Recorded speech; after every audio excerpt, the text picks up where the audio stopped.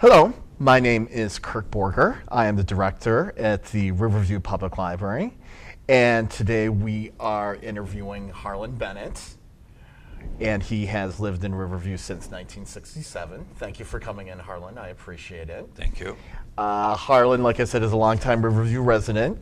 He is a veteran of the Korean War, and he was in the 1st Marine Division.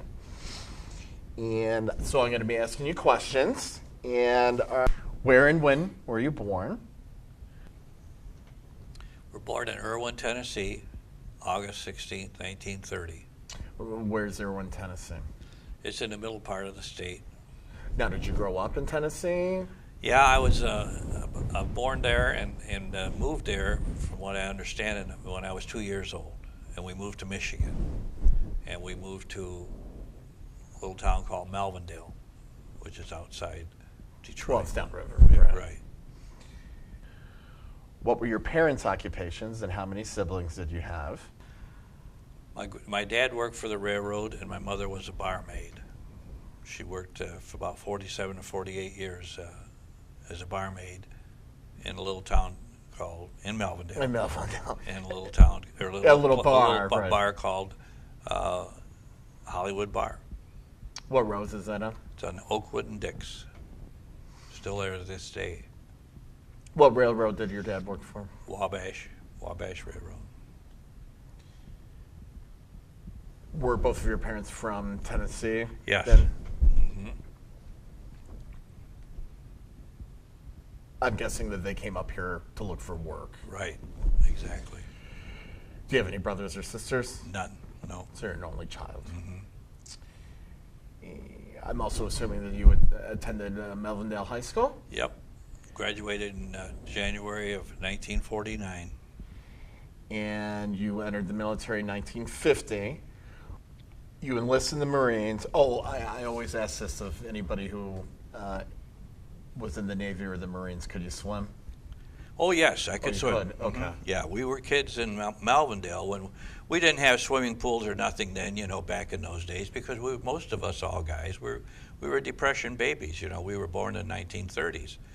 And we used to go to the, over into Ford's Woods in Melvindale and the Rouge River, and we learned how to swim in the I Rouge wouldn't River. want to swim in there now. Well, you wouldn't now, no, but at that time, the water was nice and clear and clean. Oh, was it? Oh, yeah, it was very nice. Ford's Woods at that time, when we were kids, 14, 15 years old, and it was... Could you tell everybody where Ford's Woods is? Well, it's located in the outskirts of Melvindale there. It was just, at that time back in the 40s and 50s, everything wasn't built up then. So you had a lot of space for... to play commandos, in the woods. Melvindale was broken down into two little parts of the city. You had the downriver part of the city, and then you had another part of the city. And we used to live in the part of the city that was called Kyer Sub. And that was kind of like, it was all hardcore people.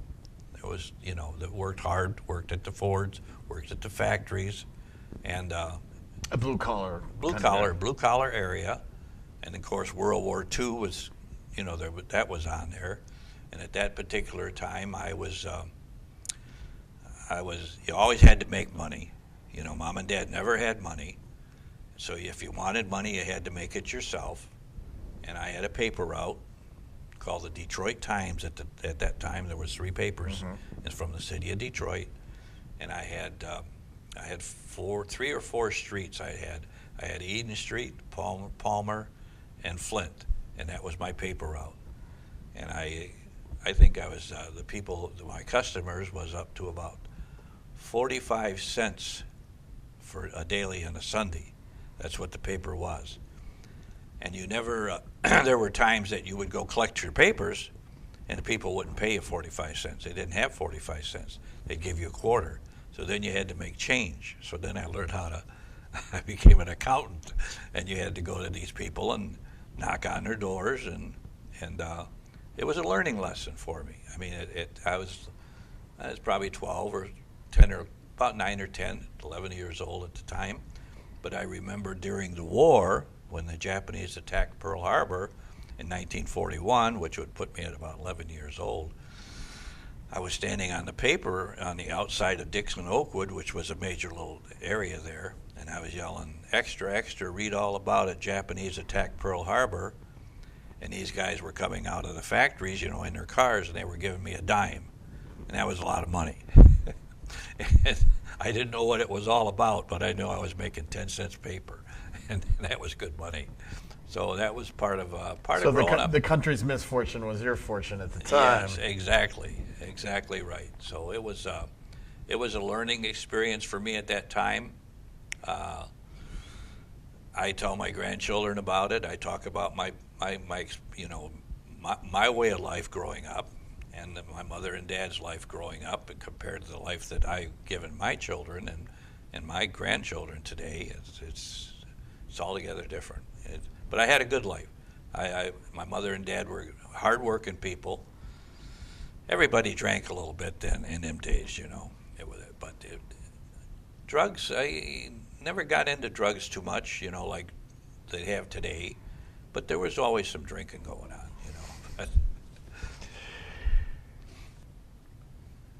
What were you doing before you entered the military? Well, I went to work at Ford's, worked in a motor building at Ford's, right after school. Was all kind of work then, and didn't have any problem getting jobs then, because out of high school then it was like having a doctorate degree, because people didn't go to school very long. And so I had no problem getting a job, and I went to work in a motor building. Didn't like it, but. What did you do at the motor building? Well, we worked in the V8 plant where they made the engines, and a lot of people worked there, elbow to elbow people, but it was good money, and that's what I was after, trying to get a job, make some money, because there was no money to be had. You either had to make it yourself. It was not like it is today, where mom and dad take care of a lot of people. You had to work, and I did. If it was good money, why did you enlist? Well, it was something that I didn't like to do. It was part of a system that I knew I didn't want to be in the factory. I didn't really know what I wanted to do. There was a bunch of guys that we used to hang out with at a pool hall there in Melvindale on Oakwood there. And we were all in school together, and we went to play ball together and hung out together as young guys, 18, 19 years old. And nobody really knew what we wanted to do, in life. And about 6 or 7 of us guys decided we wanted to go into the military.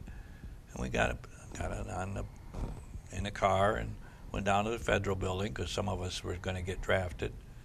And I didn't want to get drafted, so some guys went into the Army, some went in the Navy, some went in the Air Force, and I went in the Marines. I saw the Marine. Yeah, what made you choose the Marines? Well, I had a cousin of mine. He was in World War II. He was in Guadalcanal with the Marines, and he came home on leave, and I seen his uniform, and his name was Earl, and I was just a kid, in a 10, 11 years old. But that memory stuck with you, too. Oh, yeah, and I always liked the Marines. I always ask this of the veterans that I interview who joined the Navy or the Marines. Could you swim before you entered the Marines? Yes, I could swim. I could swim at that time. I mean, we didn't have swimming pools at home or nothing like that, or even at the schools. But we used to go out into a place called Ford's Woods, which was little areas where Melvindale was part of, and part of them woods was called the Rouge River. Now, this is back in the 40s, okay? It wasn't like it was many years ago. You wouldn't want to go to swimming today, yeah. Right. And we used to go swimming there. That's where we used to have like a little tree and inner tube and fall in the water, and we learned how to swim there. And then we also went to there were some swimming pools in Dearborn, and when we were kids, we used to have to walk there. But we would walk there and go into these I think it was called seashore pools at the time, but that was quite a ways away. So, but I did know how to swim. What did your parents say about you enlisting? Oh, my mom went nuts. Yeah. What did she say? She just told me why would I want to do something like that, and she was afraid. I'm an only child, and you're going into the military, of course, at that time, and there was stuff going on, and the Marines were not noted to something go wrong. They're there, right off the bat. But it all worked out, it calmed her down, and What did your dad say? my dad never did say much. My dad was a real quiet man. He never said much about what Harland did, and he was a good dad. He just died too young. He had lung cancer, and he was a heavy smoker, and I missed him. Of course, I was old enough to know when he passed away. He was 48 years old, and he died in 58. So I was still old enough to know that I didn't have enough time with him, but he was a good dad. Where was your basic training? You enlisted in the Marine Corps in 1950. Where did you go? Well, we went to Parris Island. That's where we went, and we went to Parris Island, and I was hooked up with. I'm thinking 490. I'm thinking it was an honor platoon, 491, and there was 76 guys in our platoon. And I never had really a hard time in the Marines because I lived with my grandpa in my own little bedroom, and we didn't have a lot of things, and so you had to keep everything in order. And that meant you had my grandpa and I together in one little bedroom, a 10 by 10 bedroom, had one dresser, four dressers in a dresser drawer, and a small little cup of, clothes closet. And Grandpa was senior, so he had the top drawer, and I had the bottom. And that's what you had to do. You had to keep things in order. So when I came home from school, you took your play clothes off, your school clothes off, and you put your play clothes on. And if you didn't, you got your abs busted. Excuse me. But, that's okay. But that's what it was. So that was automatic. And so when I got to the Marines, you're issued all of this stuff, and government issue, GI issue, and then you had what they called a locker box. And that locker box, I can't remember exactly what size that it was, but you knew somewhere in there that all of that stuff that they gave you had to fit into that locker box. And it was up to you to decide how you wanted to square that locker box away. Well, I didn't have any problems with it because I was, I've been doing that my whole life. But there were guys that could not square that locker box up. And it doesn't fit. And yeah, it has to fit. If they say it fits, it fits. It's there. Somewhere you have to figure out how to put that stuff together. Of course, then you got your drill instructor. He's keeping you squared away, and things were going on like that. And of course, then everybody thought that we get in these squad bays, and everybody would get their stuff together. Then it would be up to the drill instructor to come past they called them racks, they didn't call them beds or nothing then, to check your locker box to make sure it was in order.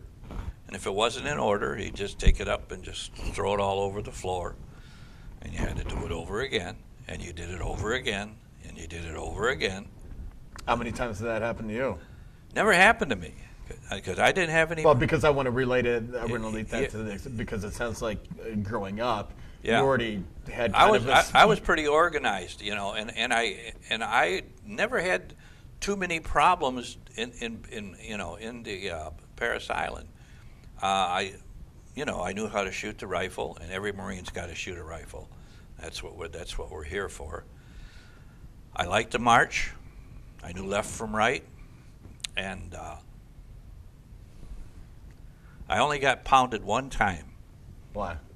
I was coming out of chow, and when you get through eating, you have to stand at parade rest, and you always have to read your Marine Bible. It's got a Bible there. It's a book the Marines give you. With all the regulations. And all the regulations you have to have. And you're supposed to be reading that Bible anytime that you're not standing up, and I was yakking away with a buddy of mine that was next to me, and a secondary drill instructor. He nailed me, and he hit me right through the gut, put me right down onto my feet, and that was it. I never got hit no more. Well, things have changed. That doesn't happen now. And drill instructors aren't allowed to hit people anymore. But it was, our drill instructor was Sergeant Lynch. He was a little guy, tough. We were all going to kill him if we ever made the boot camp. If we got through this training. Well, that was on purpose. And it was all on purpose, and he would never. I don't know. I never smoked a lot, but I did smoke somewhat. And we had a carton of Chesterfields cigarettes, and so for whatever the reason was, we got a pack of cigarettes, put them in my dungaree packet, and you had to, at the end of a day, if he would allow you to smoke, smoking lamp would be lit. And for whatever reason was that he didn't think we were good enough to smoke or do whatever we wanted to do at the end of a day. So it went 1, 2, 3 weeks, almost going on to 4 weeks of training. He never lit the lamp for us, okay? Nobody smoked. So when we were out one time, we were moving out into what they call the rifle range, and we were getting into being Marines. Our hair was starting to grow a little bit, and our dungarees was a little bit, look a little bit gnarly, and we were getting pretty good at what we were doing. And we went out to the range, and we came back, and one night after we got all through,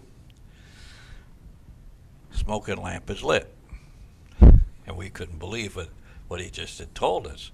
So I grabbed this pack of cigarettes, which was Chesterfields, and took a drag of it, and I went right down at the ground because we were in such good shape. That nicotine hit my lungs, and boop, I passed right out. And so that. Oh, you got such a buzz from it. Yeah, because we were so pure and clean. Mm-hmm. Nobody was smoking or nothing like that, and we were running like crazy. And when you're 19, 20 years old, it was nice. And then he started telling us that maybe we could be Marines. I'm not going to go through what he told us, but there were stories that maybe that we were going to be part of the Corps. He wasn't quite sure yet. And so he started doing a little more stuff with the platoon than what we did before. We call it monkey drill. And you start taking your weapon, and we had the Garand rifles at the time, the M1s, and we started, taking the straps and tightening them up real good, to where you're starting to move yourself around a little bit, and you see the hair on my hand right now. That's from 60 years ago, and that's that's what happens to a bunch of Marines when they're a Marine. You're a Marine forever, okay? I don't care what you do or how you've been or what goes on. If somebody sees you and they give you a Semper Fi, they're a brother forever and ever till the day that we die. And that's what Sergeant Lynch was. He made us Marines. And then he used to, as we started out from the rifle range in PI, we started shaping up, and we could march, and we were really good at marching, and he was starting to be proud of us, okay, as Marines. And so when you get a platoon, and you want to be an honor platoon, you want to be the best that the best is, and there's a lot of best is. Yeah, could you explain to everybody what honor platoon means? We Well, can tell from the context, but yeah, if you can it means explain that that you're other people are watching you, and you're watching your platoon, other than just the drill sergeant, and they're watching you, and it's part of an organization that at the end of this time period, you're going to be decided whether you're going to win this platoon, which gives you the honor of being 491 platoon with their little emblems and flags and things like that. It's a little specialty, and all of these drill instructors, that's what they strive for. You know, you bring a platoon up out of any base, and guys don't know what's going on. So that guy's got to shape them up, and everybody starts to shape up, and some of them are better than others, and you know, just like any other ball team or something. What makes one ball team better than another? What makes one Marine better than another? All Marines aren't the same. You know, we're only human beings. What makes one person better than another? That pride, being part of that thing. And then when you do it, you want to show off that whole platoon. And how do you do that? Get back aboard base, chow time. Everybody's got to eat pretty much at the same time. So all of these platoons start to come up into where the chow hall is. And you're supposed to be sitting there like this, you know, with your hat down, and you're not supposed to be this, and you're supposed to be like that. But everybody's got their eyeballs crossed around, looking at whatever's going on. And that's when you kind of shine out. You want to, and you know if you're good. You know whether he's good for you or not. And you want to make sure that you do the best you can do. So, and he's going through his cadence with your platoon, and 78 guys. And when he goes platoon halt, one snap. You don't hear 2, 3, 4 boots. One snap. Parade, run. Boom. That's it. Part of the Corps. Discipline. That's what it's called. Total discipline. And that's where it all starts. After basic training, did you have any specialized training? Went to Camp Pendleton for advanced combat training. And Camp Pendleton is where? California, northern part of California. Huge base there in Pendleton. And we learned how to be better Marines, walking, conditioning, marching, shooting. Yeah, we were getting part of we were going to become deadly Marines. We learn how to fight, we learn how to kill someone, all of that kind of stuff. Went through a lot of that. It's 1950, the Korean. Did you know you were going to be going to Korea? Yeah, we kind of had an idea that we were going to Korea. We didn't know where it was. We didn't know what was going on, but we had an idea we were going to go into combat sooner or later. We weren't quite sure when, but it wasn't long. We got aboard ship. I'm not sure how many. In San Diego, you got aboard ship? We got aboard ship up in San Francisco. Yeah. Okay. And so we got aboard ship there, and I think the ship's name was the USS Weagle. I think there was probably about 5,000 Marines or so in that aboard ship. And we shipped out, and we had the band and everything there, for the people, and there was all kind of people aboard, leaving, and you're waving at people. You don't know who these people are, but you're leaving the United States, and then you get a little set in there. You're not quite sure what's going on. You're all jacked up and doing stuff, but I forget how many days it took us to get to Japan. And we were in Japan. We landed at Kobe one time going in, and Sasebo coming back. I can't remember the two of them. But at that time, we had some liberty there. What did you do on that liberty? We done dumb stuff. Okay. Fair enough. Yeah, dumb stuff. But the Japanese, they still didn't like us, because we just taken over their country only 4 or 5 years ago. So we were not. Well, they were still under military occupation at the time as well. And so they weren't going to open us with arms, but it was I can remember coming inside the harbor, and it was just everything was so flush. The grass and the little islands that were there, and they had to have somebody come and take the ship in, like a pilot of some kind. Tugboat or something. Yeah, something had to take us in, and but it was different. It was a little culture shock for us and with the people, but I wouldn't want to live there. I didn't think, at the time, but we knew that that we had something to do. Before you joined the Marines, had you been out of the country? No. Had you even been out of the state? Just come. No, not out of the state Not of out of the Michigan. state. No, didn't travel much then. Didn't. Well, it's the Depression. Not everybody's going to have, not everybody's going to have the chance to travel. You're more concerned about no, that making was money, about that kind of thing. That was about it. So it was. I can remember aboard base. I mean, coming with a board ship. I was on KP duty for a few days, and when you got that many Marines and you're cooking chow every day, we had eggs were powdered eggs in big pots and pans.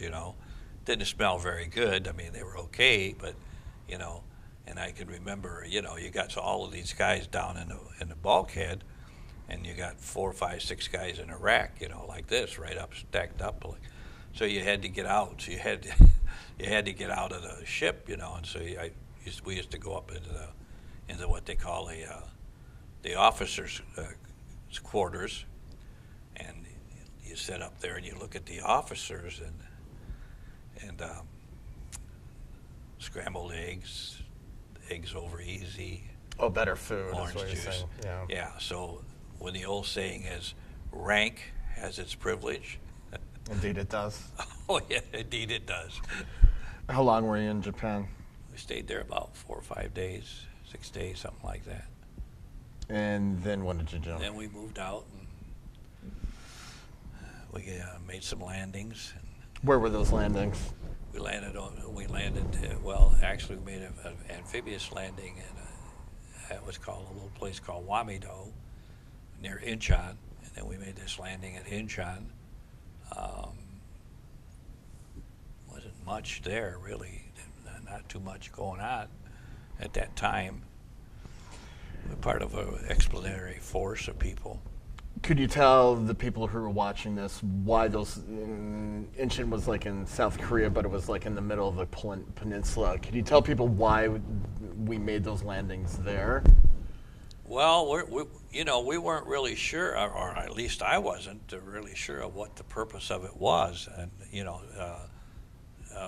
we knew that we were going to go had to make a landing. We knew we were going to fight the North Koreans, and this was part of our landing. We're an amphibious force at the time, and we were going to take the city of Seoul over. The city was at that time was taken over by the North Koreans, and we were part of a force. I mean, we weren't all by ourselves, and but there was nothing much really going on at that time. But we were ready. I mean, the Marines were always ready. So these were unopposed landings. For the most part. More or less unopposed. I mean, they weren't waiting for us like they were in World Well, War II. they were all in the southern part of the peninsula. Yeah, they were down. Yeah, and I think it was a surprise to the North Koreans that we would come in behind them. Not really sure at that time, but I think that they were pretty shocked when they turned around and we were ready to kick them. We were behind them. Yeah, we were behind them. Yeah, it was and we didn't know what was going on. We thought the war might be over once we took that city over, and MacArthur gave it back to the South Koreans. We figured we were going to go home. Yeah, that's you were wrong. That's so what happened? And we were wrong. Right. So then we turned around and started heading up north, up the peninsula, and kept getting. It was not too much going on at the time. The division was moving back and forth, and we were in and out, and just going from here to there, and nothing major, was going on. And then you get into the summertime, and Korea was pretty nice at the time, it was nice weather and rice paddies over here and there, little hamlets all over the place. That's the way the little cities were at the time. People in their little papasans in their hats, and they're in rice paddies and doing what they do as a culture. Not really too many things going on, and everything's kind of going up. But as we moved up the peninsula, weather started to change a little bit, and here comes maybe September, and you get into October and getting up into the little mountain ranges, the culture changes. Of course, it's not just the Marines, there's Army guys all over the place, and because it's part of a force of people. The United Nations forces. United Nation forces, so you just weren't there by yourself. So we moved up and kept getting up higher and higher, and got into like October, November, and mountain ranges were getting more and more and more, and getting colder and colder, and we're trying to get some cold weather gear, which we finally got some parkas, old World War II parkas. You didn't have any cold weather gear on you yet? Didn't have any cold weather gear yet at the time, and then it came, and I think it was in November sometime, latter part, as we started, having some action and meeting these dead people. And Orientals, like an Oriental, you're not quite sure what they are, but these people look different. They're bigger, stronger. Get an interpreter, Those are not Korean. Those are not North Koreans. They're Chinese. Can't be. Chinese would never, never, never interfere with this war against the United States. Not a powerhouse like us. Would never happen. Okay, that's the way it was. So you've seen these here and there, and we were moving up, and we're stacking up stuff all over the place.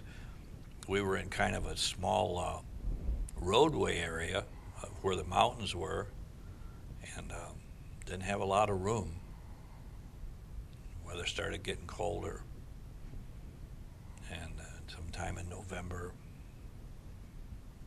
and they hit us. Who's that? The Chinese, the Chinese, yeah, right? And they hit us hard, and I never saw so many people in my whole life. Never realized where the hell did they come from, because these are mountains here, And we had a tough fight. We had to lost a lot of men. Now is this part of the Battle of the Chosin Reservoir that you're talking about? We were into the reservoir at the time. We didn't know what it was. It was a big body of water. Now, were you already there, or did you retreat back down into it? No, we were up there. We were. You were there already. We were already there. I think that the time, I'm not quite sure on all the details. The goal was to reach the Yalu River, which would be right next to Manchuria. That was the China. goal. Yeah, China. And what purpose that was, I don't know. I don't know what the reason was, but that was. Well, I think by that time you pretty much had conquered all of the peninsula. Yeah, the peninsula was ours. We were getting ready to go, maybe go home, and the Christmas of December, and go back home. I don't know. Again, you were wrong. I'm sorry. I'm wrong again. And so we made that move, and we lost a lot of guys. A lot of guys with frostbite. Whoever made the decision to turn the division around and head back south, we were in these little hamlets, and they were called Coterie, Udamne. These are little hamlet areas, Villages, right? Little villages, and survival rate for those people. You wonder how in the world did they survive, even, But it was their culture, and so just buddy up and hang in, and that's what we did. And we lost a lot of frostbite. We couldn't get people out because we didn't have no airstrips or nothing like that.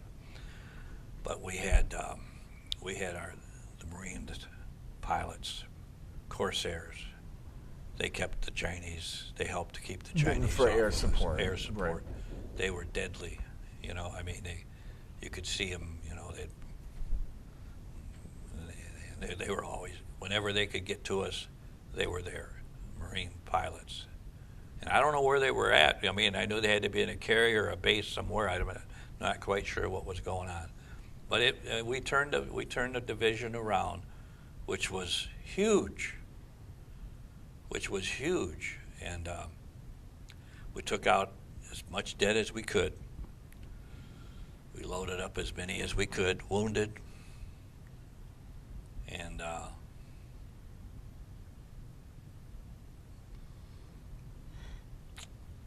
got out.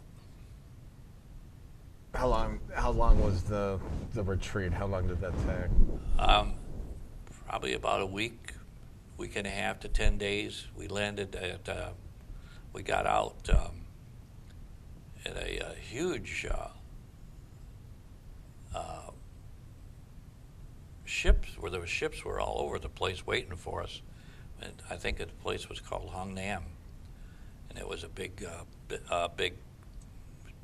storage area, you know.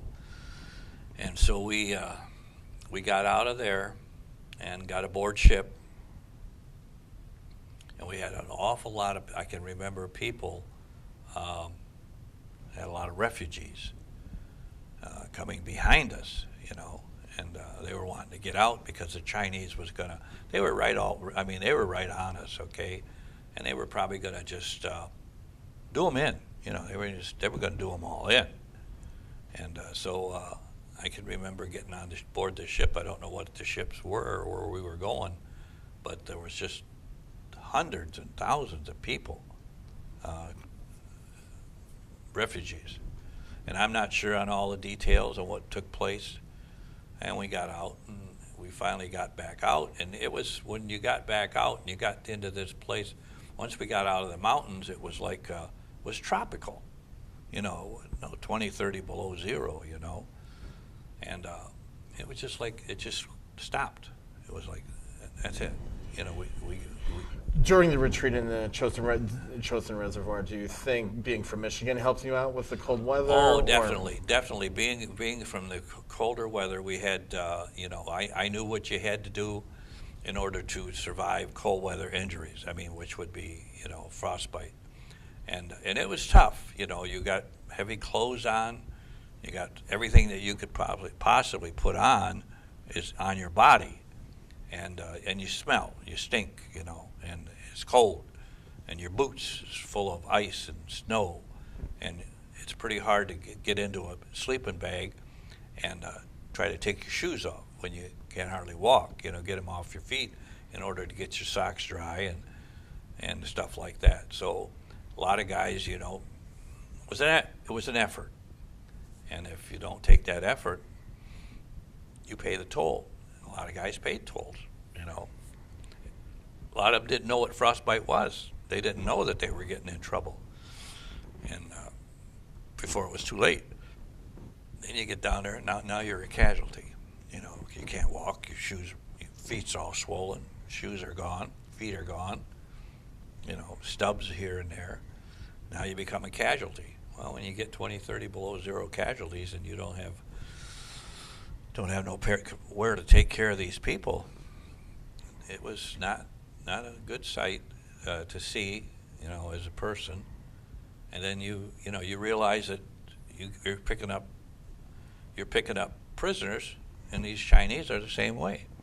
You know, their feet's all swollen up, and they're all swollen up, and they don't have the food structure that we have. Their clothes are not as good as ours is. And then you realize they're people, and they're trying to kill you, and you're trying to kill them, and you got to make sure they're dead.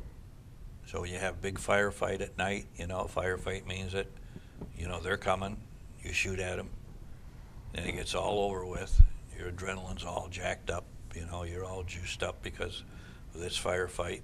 Then the next day it becomes snow. You look around and there's bodies all over everywhere.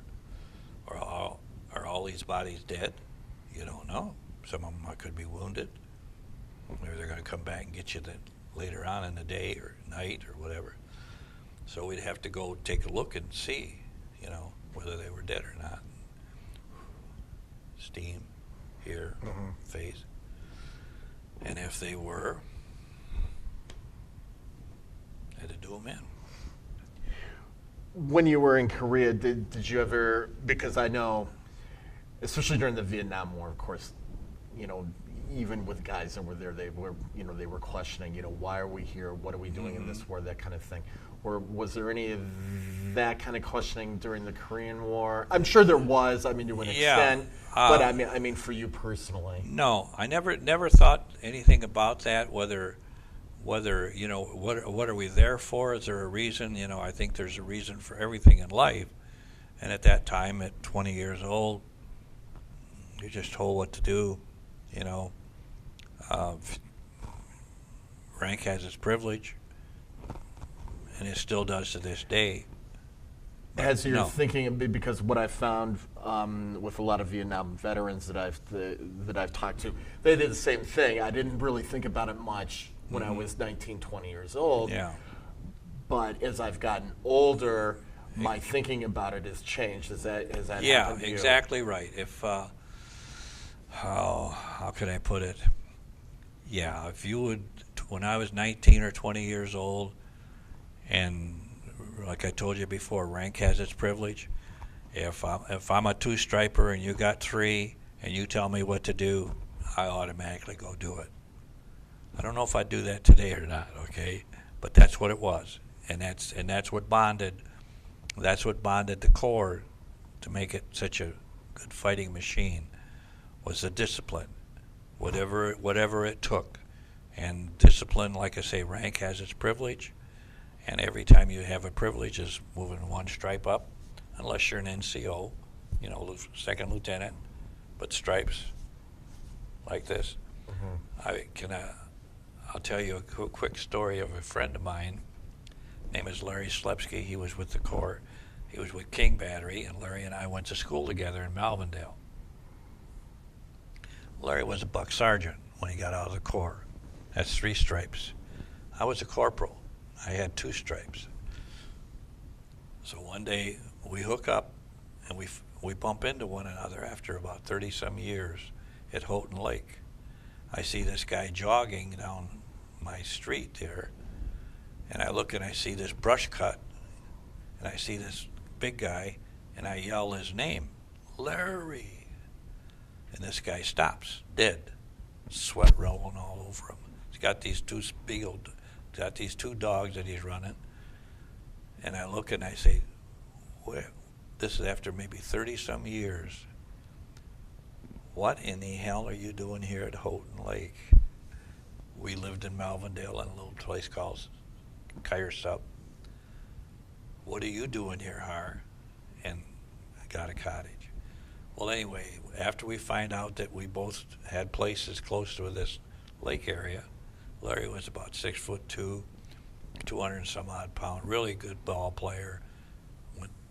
Had a junior college. He was a manager there, worked for years. So we're doing some work one day, and he's giving me a hand. And I'm telling him what to do. And all of a sudden, he just stops. He sits in a chair, and he just quits. And I says, what in the hell is going on here? I stop.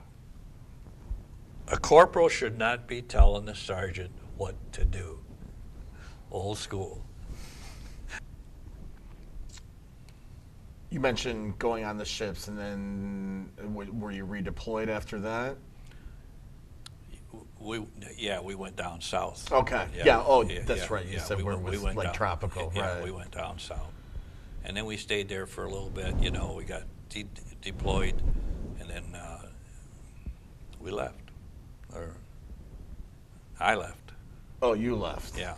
Were you discharged at that time? No. No. You just got reassigned. Yeah, we come out. We come from there, we came back out, and I was with part of an outfit then called an Anglico company. What does that mean? Yeah, they were. We used to pull airstrikes in for the ships, down along the. Used to go look for the enemy, and you would see where they are. Then you'd call in, and then they would call them in. It was kind of exciting. It was like you never seen anybody, but you knew where they were, And then that was about it until about my tour of duty was close there, and can't get all the details in, but we boarded ship and went back to Japan. How long were you in Japan? About a week or 10 days. Came back home from there, board ship, landed again at San Francisco. Got there, had a 30-day leave. What did you do during that leave? Went home, got back home, and by that time, you're a veteran, and I had, I think, about 3 or 4 months, maybe another 6 months to do on my tour of duty, and they stationed me at San Diego Recruit Depot. And what did you do there? Well, I got back after my leave of absence, went back to San Diego, and I had really good duty. I was riding shotgun on a mail truck, going into San Diego to pick up mail 3 times a day, and I worked every other day. I had special chow passes. I didn't have to stand no inspections. And I had a great tour of duty, and but didn't have any money. Okay, no money then, but good duty. And then when we got close to getting discharged, I had a friend of mine. His name was Lloyd Bennett. He was in the Korean War too. We met aboard ship, and he was from Burlington, Iowa. And we got discharged, and I said to Lloyd, I said, I don't want to go back to Michigan, because at that time San Diego had all kind of work. There was all kind of Douglas aircraft and Boeing and all of that. Help wanted. And I didn't want to come back to Michigan. So I said to Lloyd, I said, what do you think we could, what are you going to do? And he says, let's come back here. We get a job. I said, okay. And he worked in a motor pool over there in the Recruit Depot. So we bought a 1936 Plymouth and built it, and he built it for us at government expense. So when we got discharged, we take off into this little 36 Plymouth, and we go to Burlington, Iowa. Okay.